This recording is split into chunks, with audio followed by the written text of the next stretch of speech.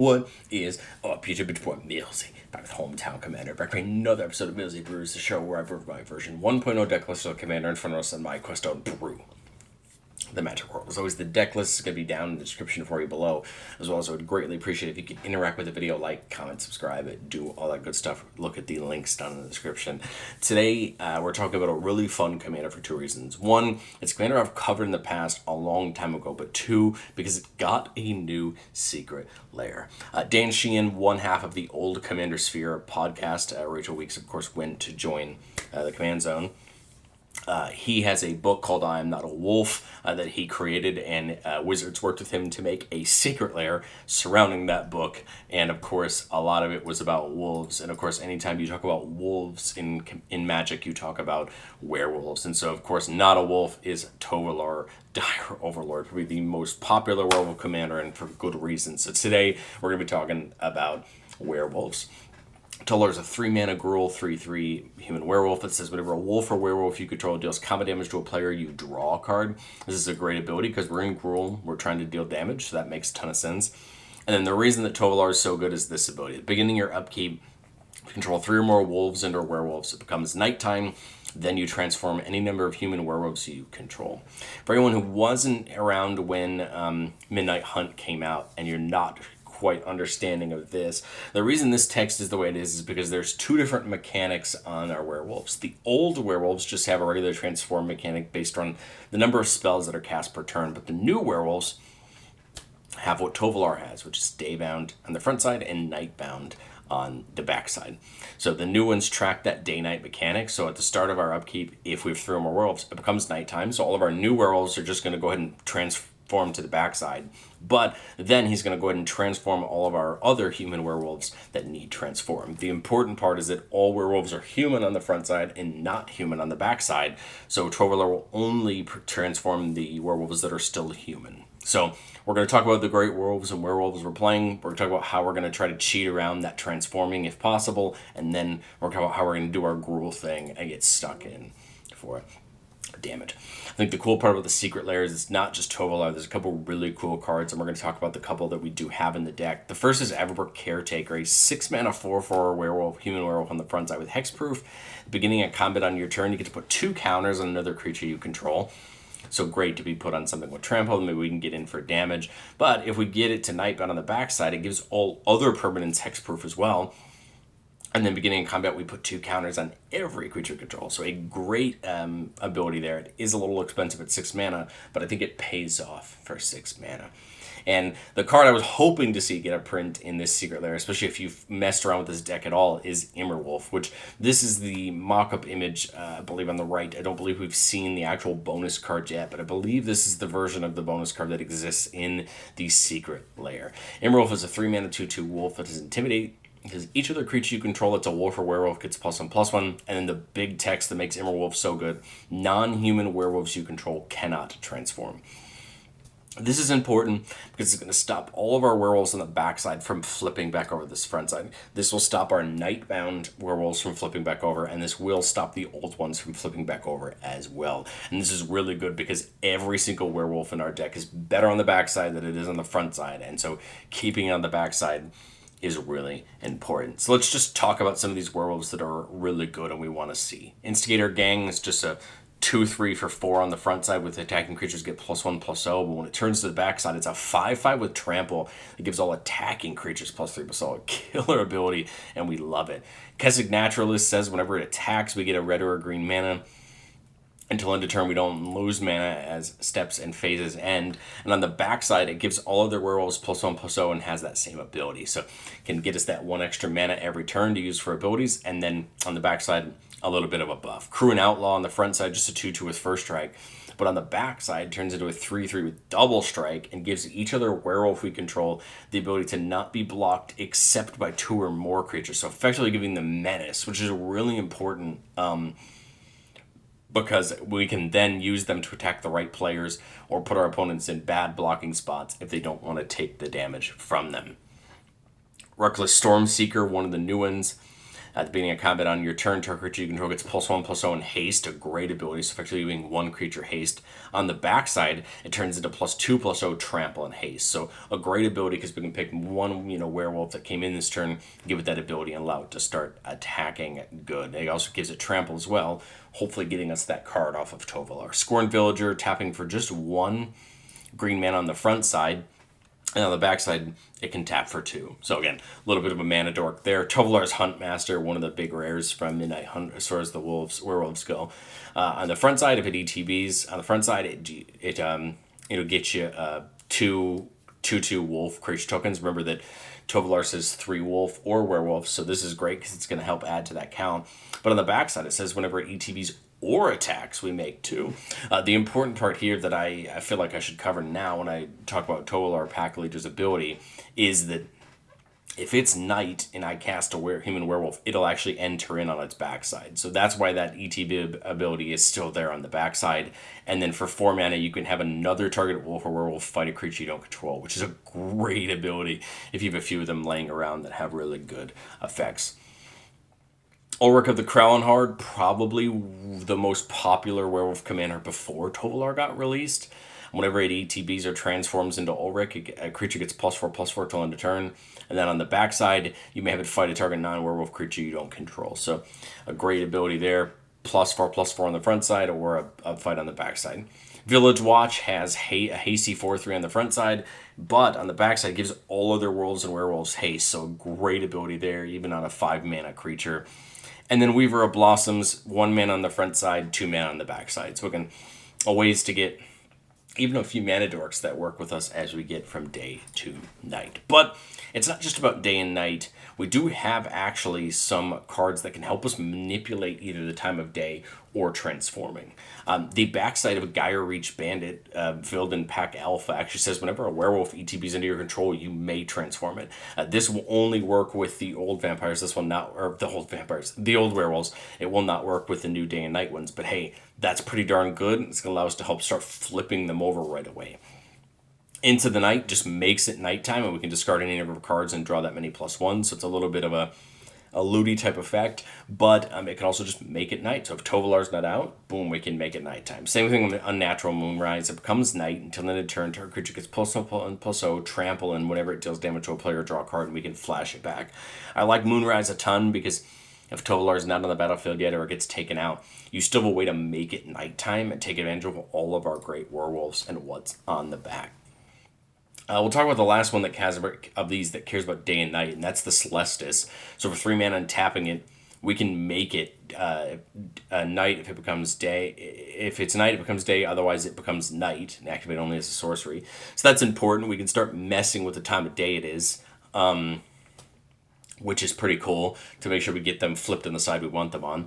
Moon Mist says transform all humans, prevent all combat damage that will be dealt this turn by creatures other than werewolves and wolves. Again, won't transform the new ones, but it will transform all of the old ones. And then Waxing Moon, transform up to 1 target werewolf you control. Creature control gain trample another turn. So again, a way to transform a key one and give all our creatures trample. So again, just these ways to manipulate what side our wolves and where our werewolves are on.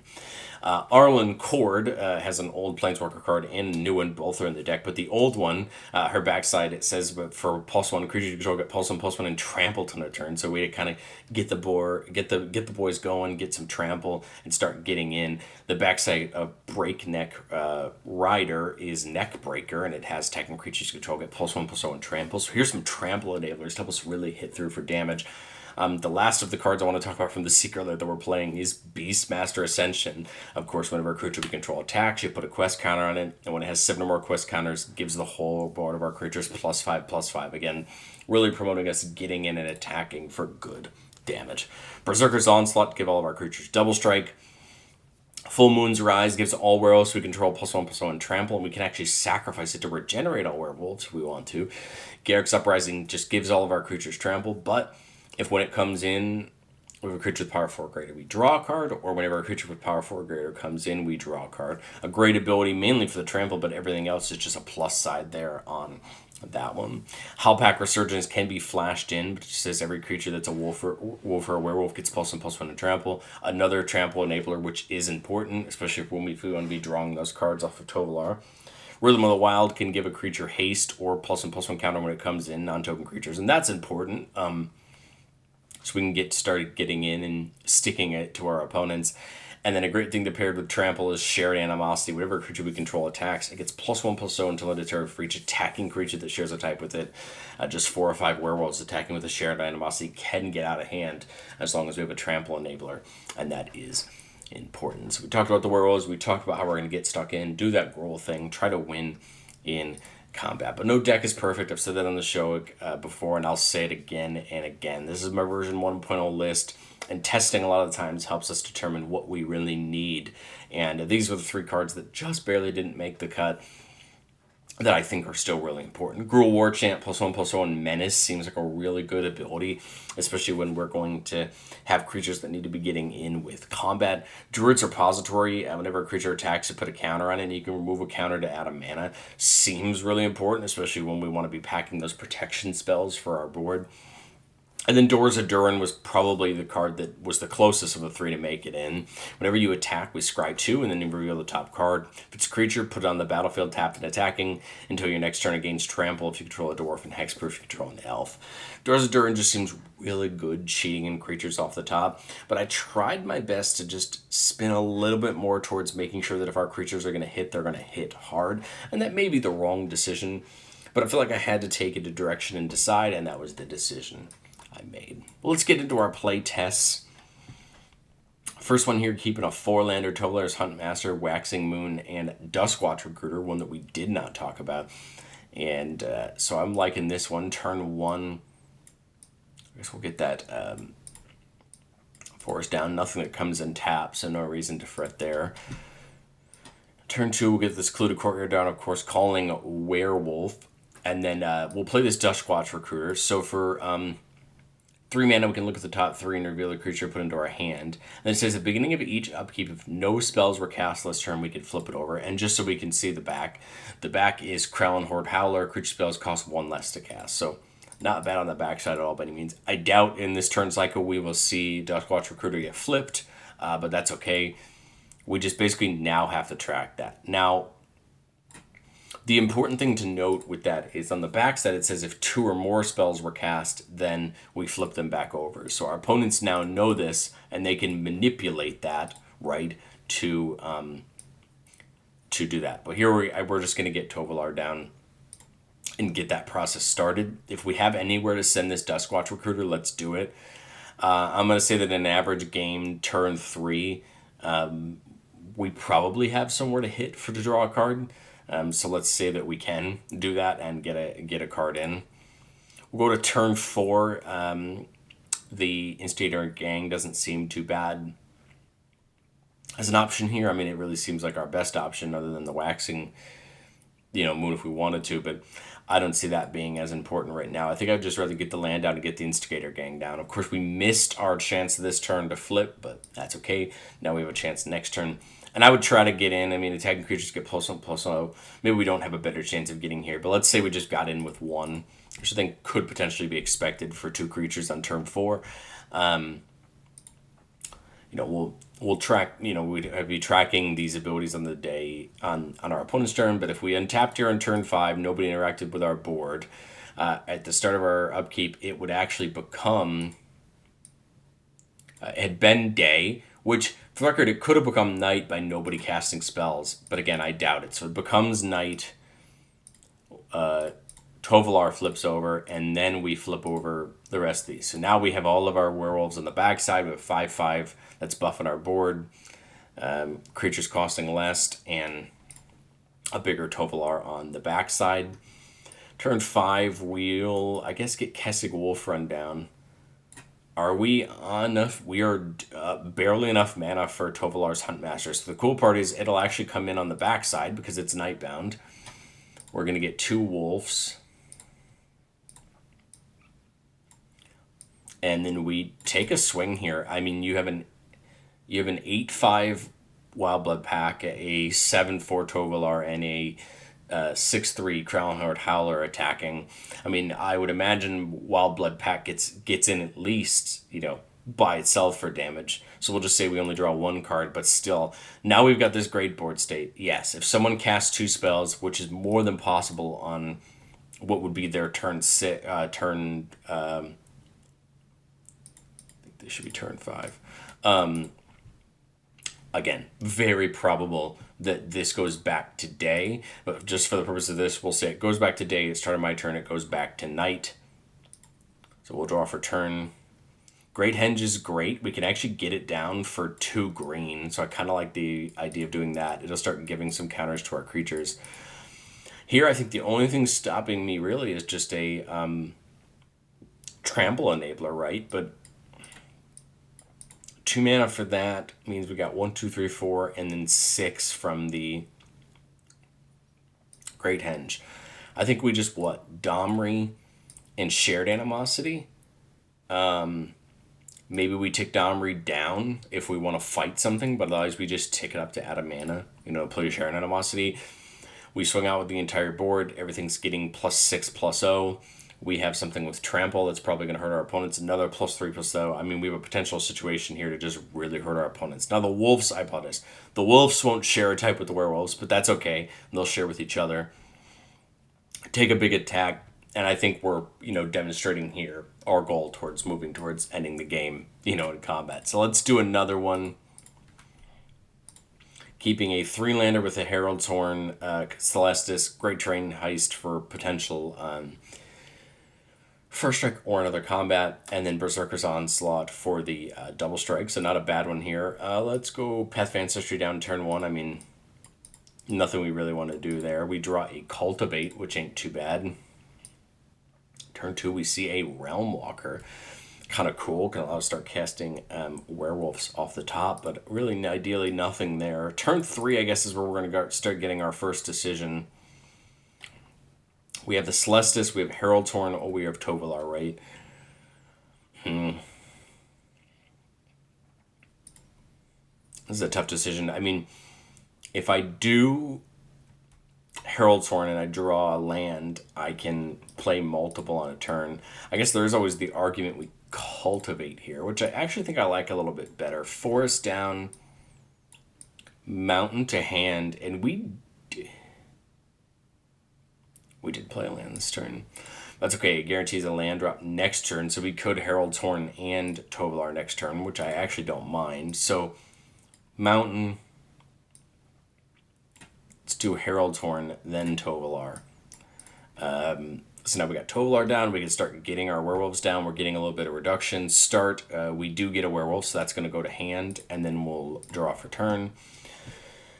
Soul Ring seems really great here. Get it down. So now we've got 6 mana with our Werewolves costing 1 less. So Weaver Harmonies is 2. Is there a world where we just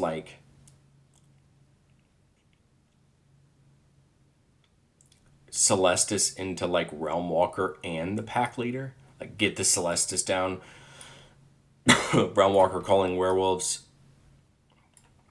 I guess we could do the Weaver, right? And now we can look at the top card and cast Werewolves from the top, but it's a forest, but that's okay. I don't know if we'll have an attack here with Tovolar. I doubt it.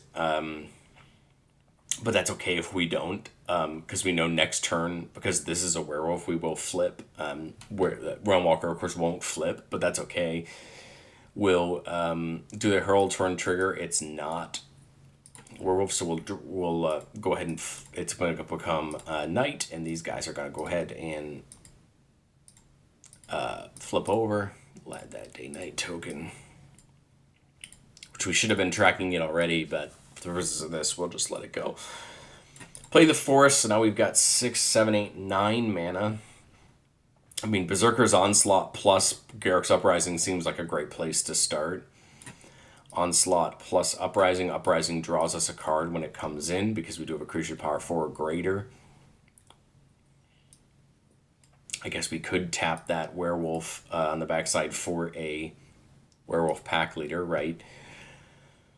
and then maybe take an attack with Tovolar. It has trample, so I would be shocked if we couldn't get in for some damage there. Celestis does have the ability for us to loot when it changes from day to night, so we can keep that in mind. Tovolar would probably hit twice, right, because of Berserker's Onslaught. And I think now we probably have enough resources to play some more Werewolves and get in for damage. But let me know, what do you think of Tovolar down in the comment section below? I've always liked Tovolar. I always loved the Werewolves and Innistrad, and Tovolar was always a commander that I liked. I just could never find my version of the list to work well. So I enjoyed coming back here, seeing what it could be after all this time, and I hope you guys enjoy seeing it as well. But let me know, what do you think of Tovolar? And I will catch you guys next time.